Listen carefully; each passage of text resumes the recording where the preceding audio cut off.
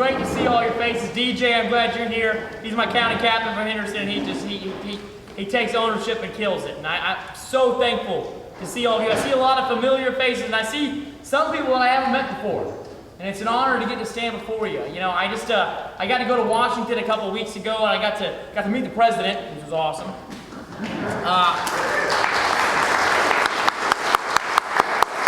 And I got to see a lot of the elected officials that we have in the Republican Party and a few in the Democratic Party.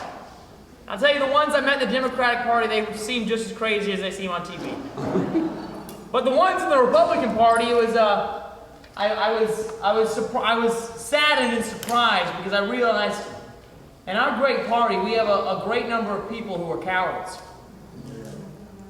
You have to ask yourself, why are the Democrats able to run away with so many of our liberties right now during this age of coronavirus? Why are the Democrats able to just tread over the Constitution? Not just the American Constitution, but the Constitution of every state. Like our terrible Governor, Roy Cooper. And it's because the Republicans are not willing to stand up and fight the fight that needs to be fought. You know, we went to this place called the Capitol Hill Club. It's where all the Republicans get together.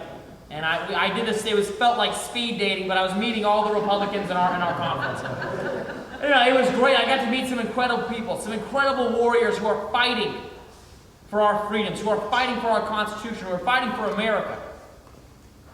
But the majority of them were what all of us here in Western North Carolina have come to detest. And that's career politicians. You know, I would say, oh, hey, how are you doing? What do you do here? What committee are you on? And, you know, so many of them would say it as a joke, but it seemed kind of serious to say, oh, I'm here to do whatever leadership tells me.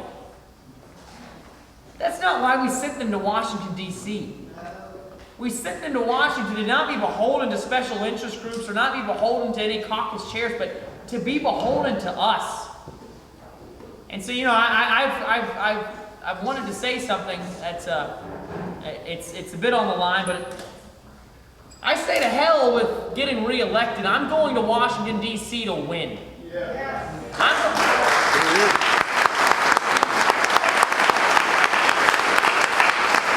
We have far too many politicians in our party, especially on the left. I mean, Nancy Pelosi's been in Congress for longer than I've been alive.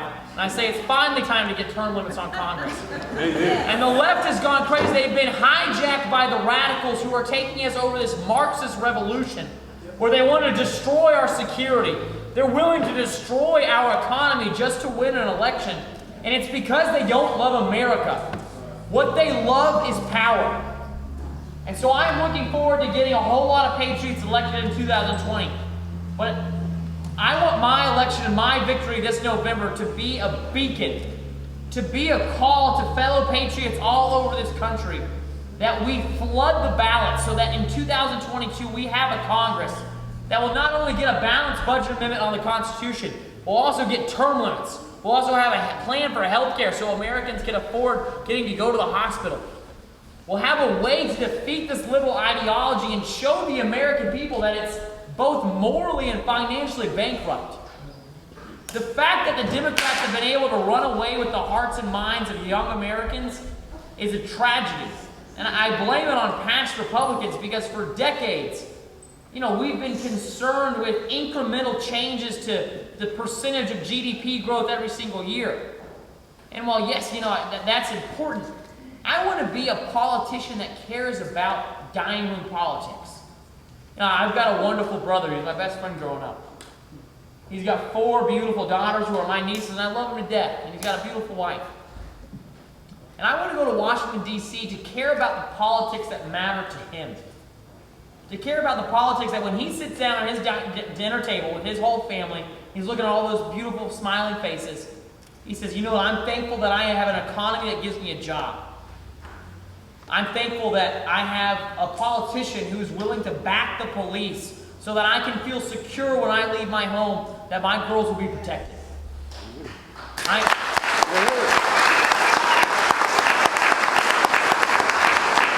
want him to be able to say, I am thankful that I have a brother who's willing to secure our southern border even though it's not popular, because human trafficking is a threat and it's something that we all need to face. And it's something that the media has been very deafeningly quiet on. And I think it's because there's so many people in power, and I'm pointing at Bill Clinton. There's so many people in power on the left and in Hollywood who partake in sex trafficking, who partake in the most cruel acts that can possibly happen in the world. And I'm telling you, there is an evil rearing its head in our country that we have to defeat. Yes, sir. AOC is only the beginning. She's leading a revolution. I'll tell you, it's a Marxist revolution. And while for a lot of us we know what a Marxist revolution is, you know, for a lot of people in my generation, we weren't taught about that in school. It's communism. It's the government having control of our lives. It's them saying, hey, I want to rip the future away from your children. I'm going to tell them what to do. We're going to have a collective commune where we all work together for the good of the top 1% of the 1%. But I say no to that. I want to go to Washington, D.C. and take the stands that are unpopular. Because I know that the people of Western North Carolina have my back, because I am so thankful that I am only beholden to you people. Because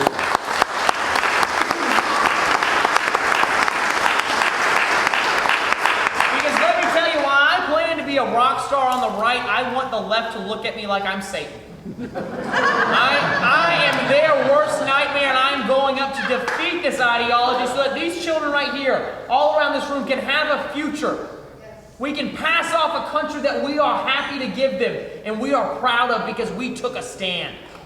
Because this generation of Americans said, we are not going to lose our country.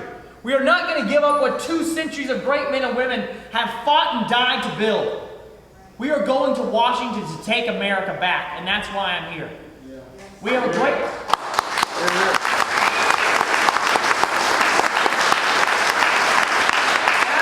I'm very thankful that we have John Pence here, because this man, I think his whole policy is minimum visibility but maximum impact. He's been going all over this country quietly gearing up this race for the next 90 days. Because they are so fundamentally important. Like he said, it's not Democrats versus Republicans. It's freedom versus tyranny. And let me tell you, this election stands between us having to use our vote, to use our freedom, or versus having to use the Second Amendment, and that's something that I never want to happen in this country. Because we will not give this country up. And I'm thankful that we have a man like this who is setting up the grassroots support so that we can have people going door to door, people making phone calls. You know, we were able to beat the establishment in my campaign because everyone in this room, especially because of our great Sheriff George Irvin right here. But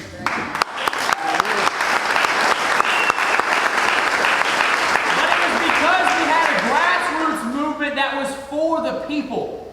We were invigorated to go out and fight. And you know, Blake Harp is in here. He led the greatest ground campaign, I think, that happened in this entire election cycle in the entire country. And I am looking forward to being able to turn that on again so that we can go to battle, not just to win our election against, I hardly even know his name, I think it's Mo Davis. But to win our election here for Congress in Western North Carolina, but also to win the presidency for Donald J. Trump. Amen. Amen.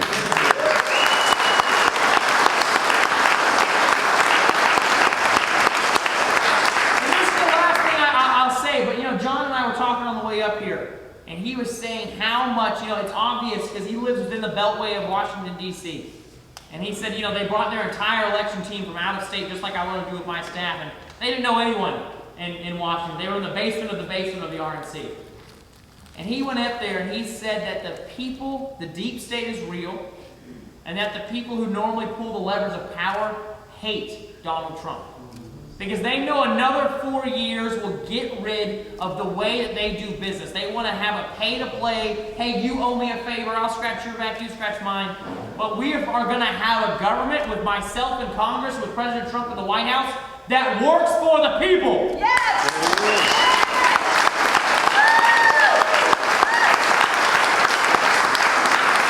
So everybody, thank you so much for coming out. I'm looking forward to going to battle with you for the next 90 days. We're going to have a great victory. I promise you, I will never forget where I came from. So thank you.